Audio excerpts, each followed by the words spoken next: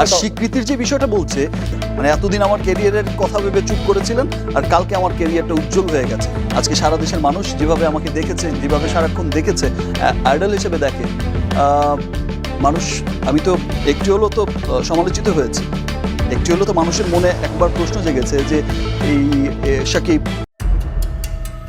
অবশেষে নীরবতা ভেঙে বুবলির কন্যা সন্তান ইস্যুতে মুখ খুললেন শাকিব খান। জানালেন কেন বুবলির মেয়েকে তিনি এখনো স্বীকৃতি দেননি। শাকিব খান যখন বললেন বুবলির এই মেয়েটি গৌতম সাহার, তখন গৌতম সাহা নিজেও আর সত্যিটা লুকিয়ে রাখতে পারলেন না। বাবার মতো কি, বাবার চেহারা কি পায়? এটা এখন বাচ্চা, এখন তো ওর মতোই হবে, হয়তো ভবিষ্যতে বোঝা যাবে, তাই না? মেয়েরা তো মায়ের মতোই হয়, এটাই তো স্বাভাবিক। মেয়েরা কিন্তু মায়ের মতোই হয়, বাবার একটু আশপাশ পেতে পারে, তবে এখন বোঝা যাচ্ছে না।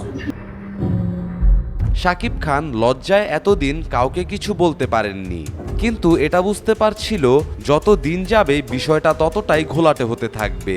তাই তো সত্যিটা সবার সামনে তুলে ধরতে ফেসবুক লাইভে সবকিছু খুলে বললেন এই মেগা স্টার।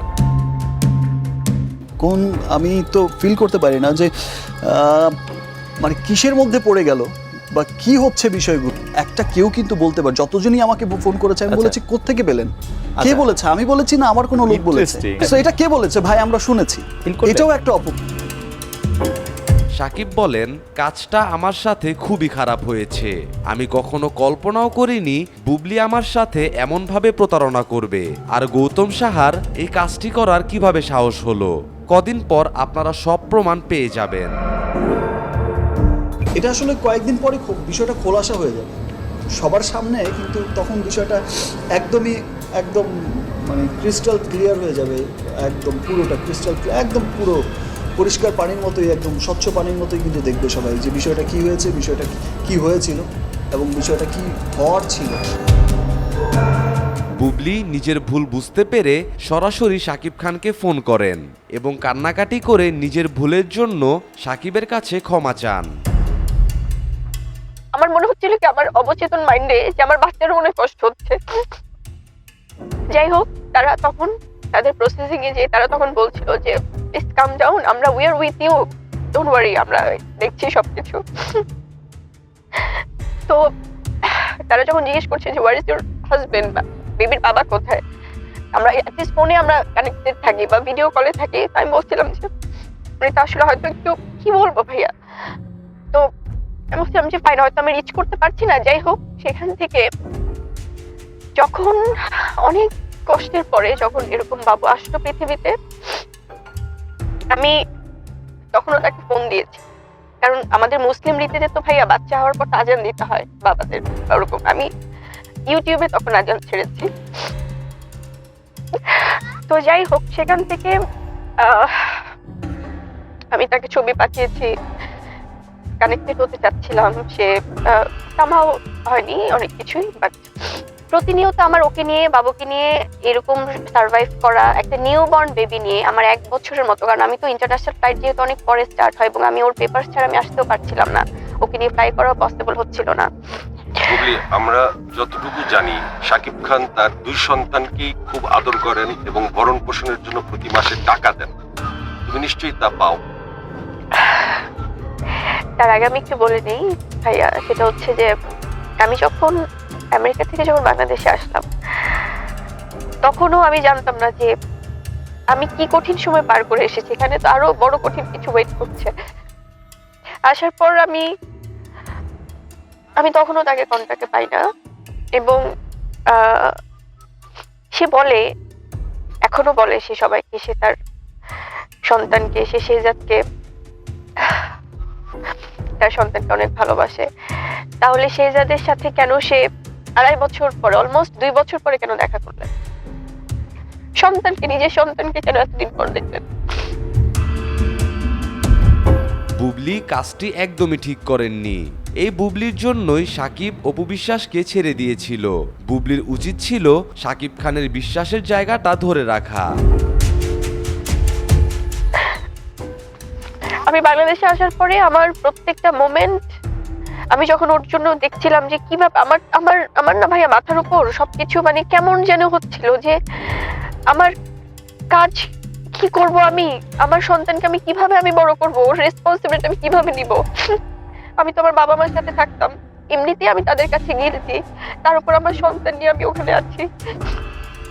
ওর জন্য দুধ কিনতে হয়, ডাইপার কিনতে হয়, হসপিটালে নিতে হয়, সব।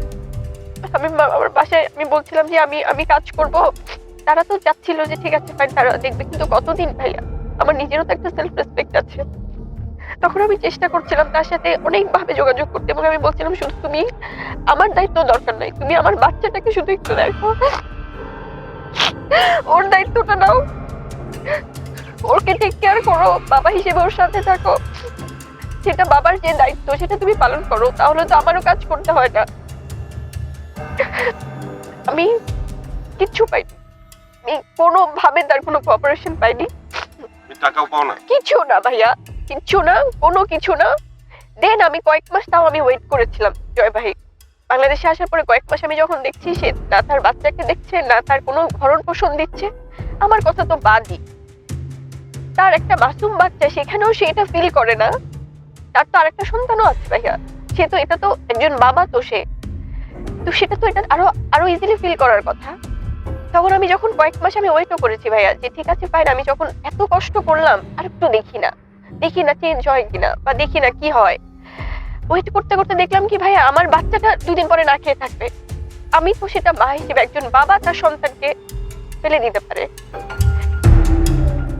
জানি না শাকিব খান কখনো বুবলিকে ক্ষমা করতে পারবে কিনা, তবে আমি বলবো এমন প্রতারককে ক্ষমা না করাই ভালো। মা হিসেবে আমি যখন তাকে নিয়ে আমি এত স্ট্রাগল করেছি, আমার কাছে মনে হয়েছে যে আমার সন্তানের দায়িত্ব আমাকে কাজ করতে হবে, সেটা আমার দায়িত্ব হোক, আমার সন্তানের দায়িত্ব হোক, আমাকে ওকে দেখতে হবে, বিকজ বাচ্চাটার তো কোনো দোষ নাই, ও তো নিষ্পাপ। দেন ভাই আমি যখন তার সাথে আমি যখন বারবার আমি কন্ট্যাক্ট করছি যে আমি কি করব, আমি যে জব করব ভাইয়া কোথাও, আমার তো 9টা 5টা জব করা পসিবল না, বিকজ আমার সন্তানকে তো আমার সময় দিতে হয় সব সময়। আমাদের শুটিংটা না হয় একদিন শুটিং থাকে, 2 দিন থাকে, গ্যাপ থাকে, বা যেটাই হোক। আর আমি তো অ্যাক্টিং যেহেতু আমি করছি ভাই, আমাদের ইন্ডাস্ট্রিতে তো আমি তো অনেকদিন কাজ করছি, এই জায়গাটা তো আমার চেনা, এখানে তো আমাকে সবাই সম্মান দিয়ে আমাকে সবাই কাজে নিচ্ছে। সো তখন ভাই আমি যখন সেই করোনার কয়েক মাস আমি যখন আবার দেখলাম যে কোনো কিছুতেই সেই নাই, আমি তাকে কোনো কিছুতে রিচও করতে পারি না, আমি তাকে কোনো প্রকার কোনো একটা যে কথা বলবো, ডিসকাস করব না, সে সন্তানের ব্যাপারে না, কোনো কিছুতে নাই। আমি তার কয়েক মাস পরে আমি ডিসিশন নিলাম যে আমি মরে যেতে পারি, বাট আমার সন্তানের প্রতি আমি কোনো ইনজাস্টিস করতে পারি না, আমাকে ওর সমস্ত দায়িত্ব নিতে হবে। আই স্টার্টেড ওয়ার্কিং ভাই, আমি কাজ করা শুরু করলাম। আমি আমার সম্মান নিয়ে, জয় ভাই আপনি অ্যাটলিস্ট আপনি জানেন ভাইয়া, আপনার সাথে আমার কাজ করার সৌভাগ্য হয়েছে, আপনি আমাকে দেখেছেন খুব কাছ থেকে।